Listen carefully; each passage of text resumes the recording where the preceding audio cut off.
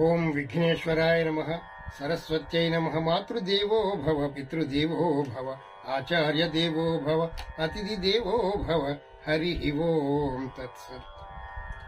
గత ఎపిసోడ్లో పరీక్షిత్ మహారాజు ధనాగారంలోకి వెళ్లి ఒక అందమైన కిరీటాన్ని చూచి, ఇది మా తాతలు నా కోసం దాచి ఉంచారు అనేటువంటి భ్రమతో ఆ అందమైన కిరీటాన్ని పరీక్షిత్తు తన తల మీద పెట్టుకుని అద్దంలో చూసుకున్నాడు. తన యొక్క అందం ఇంకా రెట్టింపైనట్టుగా భ్రమించాడు. వెంటనే సూక్ష్మ రూపంలో ఉన్నటువంటి కలిపురుషుడు ఆ పరీక్షిత్ మహారాజుని పట్టుకోవడం జరిగింది. ఇంతకీ ఆ కిరీటం యొక్క కథ ఏమిటో మనం ఇప్పుడు తెలుసుకుందాం. పూర్వం జరాసంధుడు అనేటువంటి ఒక రాక్షసుణ్ణి సంహరించినటువంటి భీమసేనుడు ఆ కిరీటాన్ని బలవంతంగా తీసుకురావడం జరిగింది. జరాసంధుడు అంటే ఆ జరాసంధుడు శ్రీకృష్ణ పరమాత్మ మీద 18 సార్లు దండయాత్ర చేశాడు. కాని ఆ దుష్టుల్ని చంపకూడదు అనేటువంటి ఉద్దేశంతో భీముని చేత ఆ జరాసంధుని చంపడం జరిగింది. ఆ జరాసంధుని యొక్క కథ ఏమిటంటే, అతను పూర్వం ఒక రాజు యొక్క కుమారుడు. పుట్టడంతోనే 2 భాగాలుగా, శరీరము సగానికి కోసినట్లుగా 2 భాగాలుగా పుట్టడం జరిగింది. ఆ శిశువు 2 భాగాలకి ప్రాణం ఉన్నది, చేతులు కాళ్ళు కొట్టుకుంటున్నాయి, అన్నీ బాగానే ఉన్నాయి. కానీ ఆ 2 భాగాలు లేచి నడవడానికి అనుకూలంగా లేవు. కొన్ని రోజులు చూచి ఆ రాజు చాలా దుఃఖితుడై, ఈ 2 భాగాల్ని అడవిలో వదిలిపెట్టేసి రండి, ఇవి ఎందుకు ఉపయోగం లేదు కదా అని చెప్పేసి ఆ రాజుగారు అనడంతో ఆ 2 శరీర భాగాలని దట్టమైనటువంటి అడవిలో భటులు వదిలిపెట్టేసి వచ్చేశారు. అక్కడ ఒక జర అనేటువంటి రాక్షసి తిరుగుతూ ఉన్నటువంటి ప్రాంతం అది. ఆ జర అనేటువంటి రాక్షసి ఈ యొక్క శరీర భాగాలు రెండింటినీ చూచి ఆమె మంత్రశక్తితో ఆ 2 శరీర భాగాలను మంత్రశక్తితో కలిపింది. జర అనేటువంటి రాక్షసి చేత సంధించబడి ప్రాణం పోయబడ్డాడు కాబట్టి వాడు జరాసంధుడుగా పేరు ప్రఖ్యాతులుగాంచాడు. ఆ జర అనేటువంటి రాక్షసి తన యొక్క మాయలను, విద్యలను తన పుత్రుడుగా భావించి చక్కగా పెంచింది. వాడు బలిష్ఠుడై, ఎవ్వరు అజేయుడై, ఎవ్వరూ అతన్ని జయించలేనటువంటి పరాక్రమంతో ఆ రాజ్యాన్ని పరిపాలించాడు జరాసంధుడు. అధికార గర్వంతో, మద గర్వంతో శ్రీకృష్ణుని మీదికి 18 సార్లు దండయాత్ర చేసినటువంటి ఆ జరాసంధుడిని సంహరించడానికి భీముని సహాయం తీసుకుని భీమునితో ఆ జరాసంధుడిని సంహరించాడు. ఆ జరాసంధుడు ఎలా అయితే పుట్టాడో అలాగే ఆయన యొక్క శరీరం 2 భాగాలుగా విడదీసి అటొక భాగం ఇటొక భాగం వేయటం వల్ల ఆ 2 భాగాలు కలవక వాడు మరణించడం జరిగింది. ఆ చనిపోయినటువంటి వాడి కిరీటమే ఈ కిరీటం. వాడు ఎంతో అందంగా తయారు చేసుకున్నటువంటి ఆ బంగారు కిరీటాన్ని భీమసేనుడు దాన్ని తీసుకుని రావడం జరిగింది. అది తీసుకున్నప్పుడు ఆ జరాసంధుని యొక్క కుమారులు ప్రాధేయపడి అడిగారు, అయ్యా, ఇది మా తండ్రి గారు తప్పు చేసి ఉండొచ్చు, మీరు సంహరించారు, దానికి సరిపోయింది కదా, ఈ మా తండ్రి గారి గుర్తుగా ఈ కిరీటాన్ని మేము పూజించుకుంటాం, మాకివ్వండి అని ఆ జరాసంధుని యొక్క కుమారులు అడగడం జరిగింది. కానీ భీమసేనుడు అందుకు ఒప్పుకోలేడు. ఈ కిరీటం చాలా అందంగా ఉన్నదని దానిని ఇంటికి బలవంతంగా తీసుకురావడం జరిగింది. ఇది బంగారాన్ని అపహరించినటువంటి దోషం ఆ భీమసేనుడికి ఆపాదించబడింది. తీరా ఇంటికి వచ్చిన తరువాత అప్పుడు శ్రీకృష్ణ పరమాత్మ చెప్పాడు, అయ్యా, ఇది నీవు బలవంతంగా తీసుకొచ్చినటువంటి బంగారం, ఆ వారి యొక్క కొడుకులకి ఇష్టం లేదు, అయినా సరే నీవు బలవంతంగా తీసుకొచ్చావు కాబట్టి ఇది అన్యాయార్జితం, దీన్ని నీవు అనుభవించేటువంటి హక్కు నీకు లేదు, అన్యాయంగా నీవు ఆర్జించకూడదు అని చెప్పేసి చెప్పడంతో తిరిగి వెళ్లి ఇవ్వడానికి అంగీకరించినటువంటి భీమసేనుడు ఒక మంచి చెక్క పెట్టెను తయారు చేయించి ఆ పెట్టెలో పెట్టి భద్రంగా అందులో పెట్టి తాళం వేసి వాళ్ళు ఆ కిరీటం యొక్క స్వభావాన్ని మర్చిపోయారు. ఇలా ఏనాడో ఉన్నటువంటిది, ఇది జరిగినటువంటి విషయం ఈ పరీక్షిత్తుకు తెలియదు. వారు చెప్పకుండానే వారు స్వర్గస్థులయ్యారు. ఇది బంగారపు కిరీటము వజ్ర వైఢూర్యాలతో పొదిగి ఉండడము, ఇది అందంగా ఉండడం వల్ల ఇతను మోజుపడి అప్రయత్నంగా దాన్ని స్వీకరించడం పరీక్షిత్తుకి సంభవించింది. ఎప్పుడైతే ఆ కిరీటాన్ని పరీక్షిత్తు తన తల మీద పెట్టుకున్నాడో వెంటనే కలిపురుషుడు ఆ పరీక్షిత్ మహారాజుని పట్టుకోవడం జరిగింది. ఎప్పుడైతే కలిపురుషుడు ఆ పరీక్షిత్ మహారాజుని పట్టుకున్నాడో పరీక్షిత్ యొక్క మనస్సుని వికలం చేయడం మొదలుపెట్టాడు. ఎప్పుడైతే మనస్సు వికలమవుతూ ఉంటుందో దుశ్చర్యలు చేయడానికి మరి మనిషి వెనకాడడు కదా, అలా దుశ్చర్యలలో భాగంగానే వేటకు వెళ్ళాలి అనేటువంటి సంకల్పం ఆ పరీక్షిత్తుకి కలిగి వెంటనే కొంత సైన్యాన్ని తీసుకుని వేటకని బయలుదేరి క్రూర మృగాలని అనేక జంతువులని చంపడానికి వేటకు బయలుదేరాడు ఈ పరీక్షిత్ మహారాజు.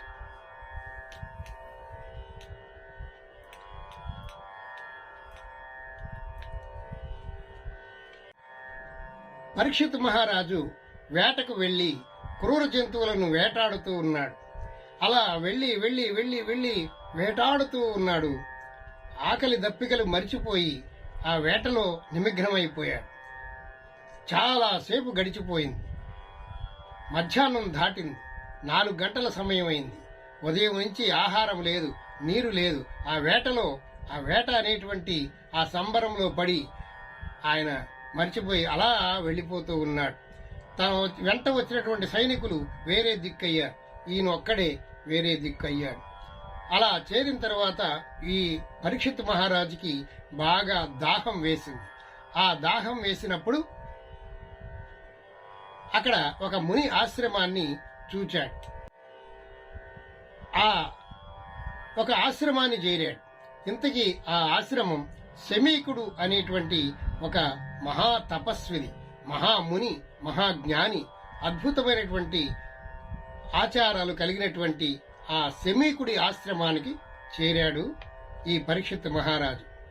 శమీకుడు అక్కడ ఒక మండపంలో కూర్చొని ధ్యానం చేసుకుంటూ సమాధి స్థితిలో ఉన్నాడు.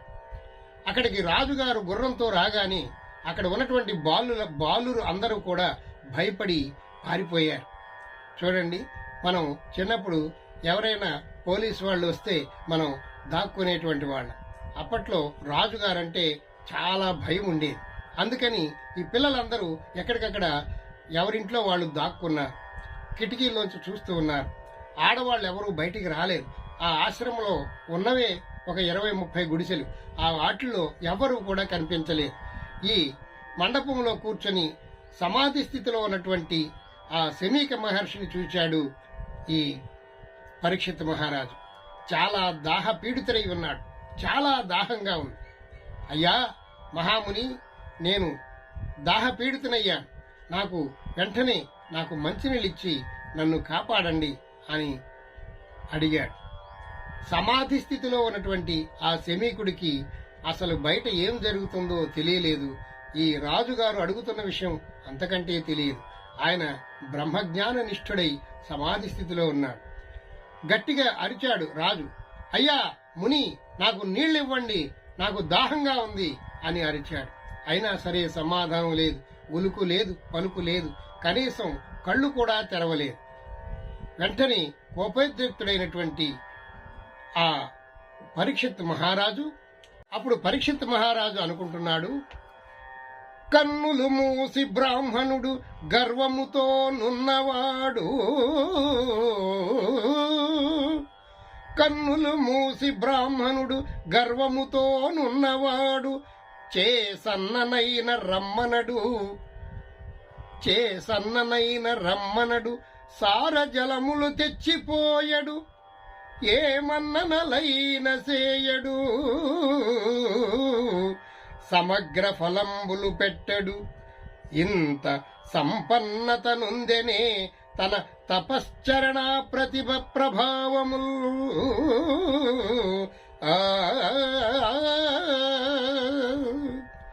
పరీక్షిత్ మహారాజు ఇలా అనుకుంటున్నాడు, ఆ చక్కని పద్యాన్ని రచించారు పోతన గారు.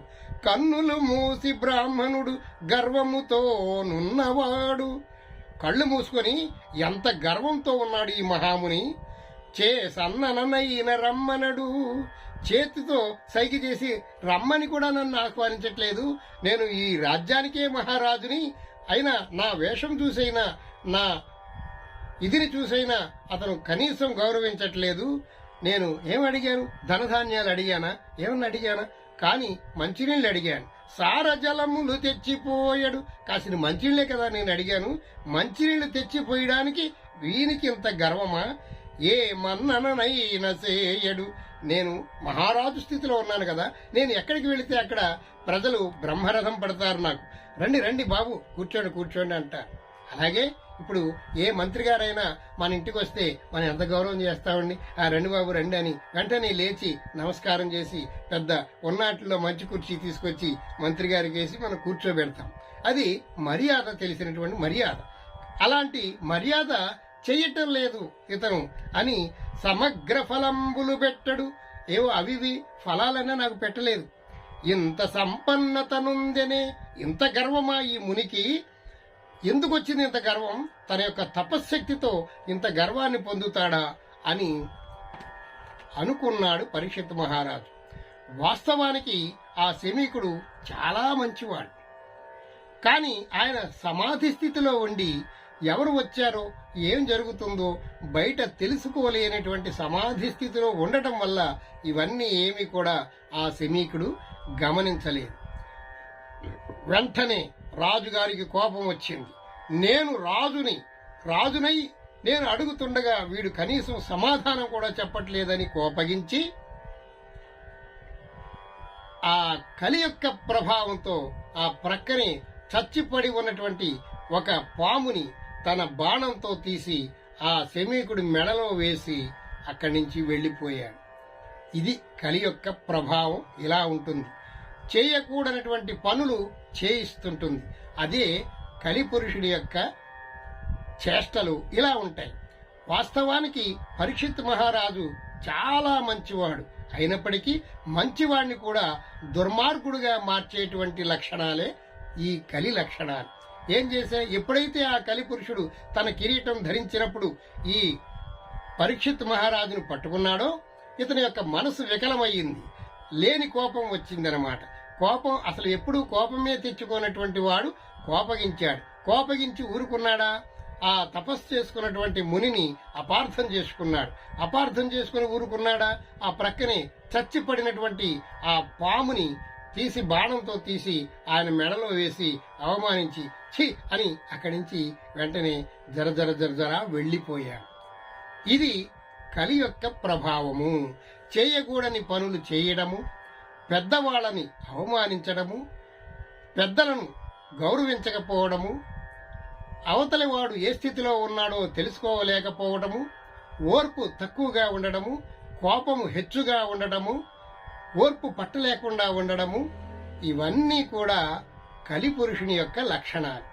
అందుచేతని ఈ కలియుగంలో మానవులు ఈ భక్తి గురించి చెబితే కొద్దిసేపైనా ఆ దేవుడి గురించి చెప్పేటువంటి హరికథలు వినలేనటువంటి పరిస్థితిలో ఉండటము ఏమిటంటే ఈ కలి యొక్క ప్రభావం.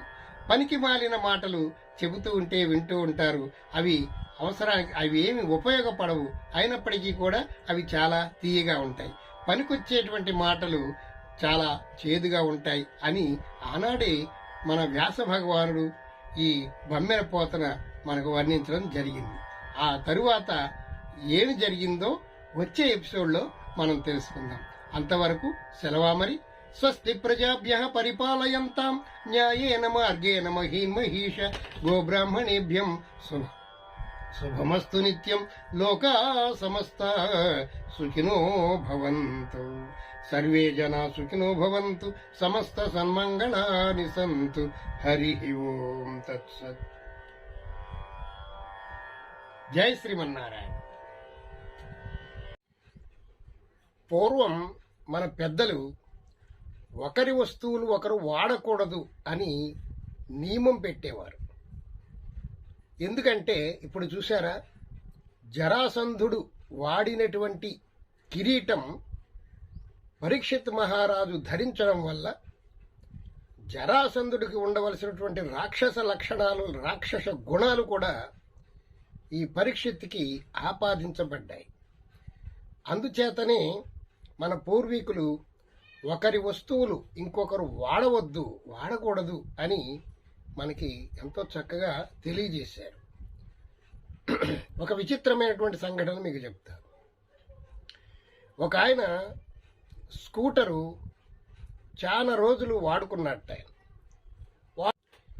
ఆ స్కూటరు నడిపేటువంటి ఆయనకి కిడ్నీ వ్యాధితో చనిపోవడం జరిగింది.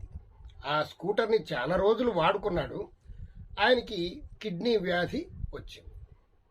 ఆ తర్వాత ఆయన చనిపోయిన తర్వాత ఆ స్కూటర్ని అమ్మేయడం జరిగింది. అది ఒక ఆయన కొనుక్కొని ఆ స్కూటర్ని తక్కువ ధరకు వచ్చింది కదా అని కొనుక్కొని ఆయన వాడటం వల్ల 1 సంవత్సరం వాడేటప్పటికీ ఆ కిడ్నీ వ్యాధి ఈ కొనుక్కున్న ఆయనకి వచ్చింది.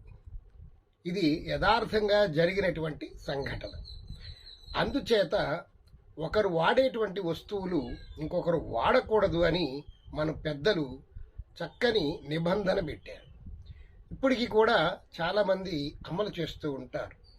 చూడండి, ఎవరైనా రోగగ్రస్తుడై రోగంతో మంచం మీద పడి అలా తీసుకుంటూ చనిపోయినటువంటి వారి వస్తువులు అన్నీ కూడా తగలబెట్టేస్తుంటారు, పడేస్తూ ఉంటారు. చూడండి, వారు వాడినటువంటి మంచము కానీ, వారు వాడినటువంటి దిళ్ళు కానీ, వారు వాడినటువంటి పరుపులు కానీ ఎంత మంచివైనా సరే బయట పడేసేసేయడానికి కారణం ఇది. అందుచేత ఒకరి వస్తువులు ఒకరు వాడకూడదు అని మన పూర్వీకులు చెప్పినటువంటి దాన్ని మనం విశ్వసించవలసిన అవసరం చాలా ఉన్నదన్నమాట. అందుకని అయితే ఇక్కడ ఇంకొక సందేహం రావచ్చు, మరి చెడ్డవైతే వస్తాయి, మరి మంచివి కూడా వస్తాయంటే మంచి గుణాలు కూడా వస్తాయి. అందుచేత మహాత్ములు వాడినటువంటి పాదరక్షలు కానీ, వారు వాడినటువంటి వస్త్రములు కానీ, వారు వాడినటువంటి ఏ పరికరములైనా అవి మనము గృహములో ఉంచుకున్నట్లయితే ఆయన యొక్క మహత్వ శక్తి మన గృహంలో తిరుగాడుతూ ఉంటుంది అని కూడా ఒక నమ్మకం ఉంది. అందుకని పెద్ద వాళ్ళ వస్తువులు ఎవరైనా వేలం పాట పెట్టినప్పుడు వేలల్లో లక్షల్లో పాడుకొని వారి ఇంట్లో పెట్టుకోవడానికి కారణం కూడా ఇది. ఇలా మన పూర్వీకులు మన భారత భాగవతంలో ఇలాంటి రహస్యాలు ఎన్నో అద్భుతాలు దాగి ఉన్నాయి. అవన్నీ కూడా ఈ భాగవత శ్రవణం వల్ల మీరు వినగలుగుతారు. స్వస్తి.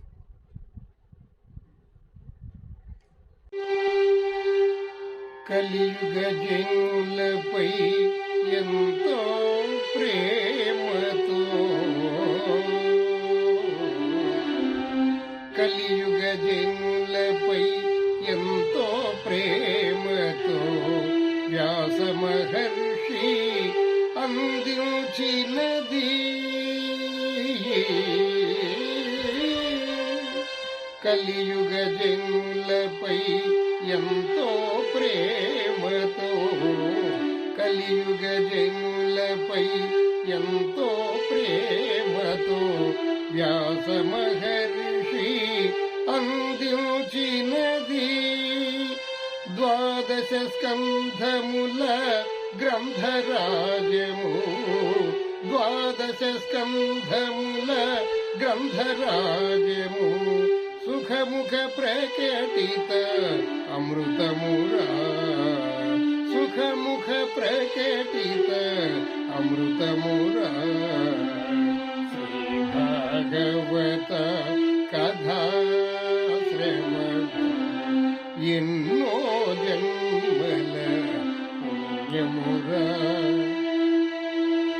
ఎన్నో జన్మల పుణ్యమురా. ప్రేక్షక మహాశయులకు ఈ వీడియో మీకు నచ్చినట్లయితే మా పురాణామృతం ఛానల్ని సబ్స్క్రైబ్ చేసుకోండి, లైక్ చేయండి, షేర్ చేయండి. సర్వే జనా సుఖినో భవంతు, సమస్త సన్మంగళాని సంతు. హరి ఓం తత్సత్.